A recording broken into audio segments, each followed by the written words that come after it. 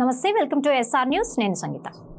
తెలంగాణ మాజీ CM BRS అధినేత K Chandrasekhar రావుకు వ్యవసాయం అంటే ఎంత ఇష్టమో ప్రత్యేకంగా చెప్పాల్సిన పనిలేదు. ఏమాత్రం తీరిక సమయం దొరికినా ఆయన డైరెక్ట్గా ఎర్రవల్లిలోని తన వ్యవసాయ క్షేత్రానికి వెళ్ళిపోతారు. ఒక రైతు బిడ్డగా రైతుగా తన ఫామ్ హౌస్లో రకరకాల పంటలు పండిస్తారు. గతంలో ఆయన తన వ్యవసాయ క్షేత్రంలో పసుపు, వెల్లుల్లి, ఆలుగడ్డలు, క్యారెట్, క్యాప్సికం వంటి డిమాండ్ ఉన్న పంటలు పండించారు. ఈ విషయాన్ని స్వయంగా ఆయనే వెల్లడించారు. ఇక అసెంబ్లీ ఎన్నికల్లో ఓటమి తర్వాత నేరుగా ఫామ్ హౌస్ కు వెళ్లిపోయిన కేసీఆర్ అక్కడ కాలు జారి పడిపోయిన సంగతి తెలిసిందే. ఆ తర్వాత ఆయన తుంటి ఎముకకు సర్జరీ జరగ్గా కోలుకునే సమయంలోనూ ఆయన వ్యవసాయంపై ప్రత్యేక దృష్టి పెట్టారు. గజ్వెల్లోని ఓ ఫర్టిలైజర్ యజమానికి ఫోన్ చేసి ఈసారి బొప్పాయి, పుచ్చికాయ తదితర పంటలు పండించేందుకు కావలసిన విత్తనాలు పంపించాలని కోరారు.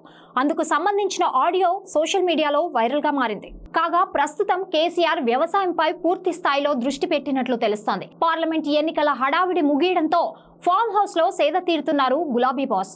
తన పొలంలో రకరకాల పంటలు పండించేందుకు సిద్ధమయ్యారు. ఇప్పటికే కొత్త వరి వంగడాలను తెప్పించి పొలంలో నాట్లు వేయించారు. పూర్తిగా ఆర్గానిక్ పద్ధతిలో పంటలు పండిస్తూ సాగు చేస్తున్నారు.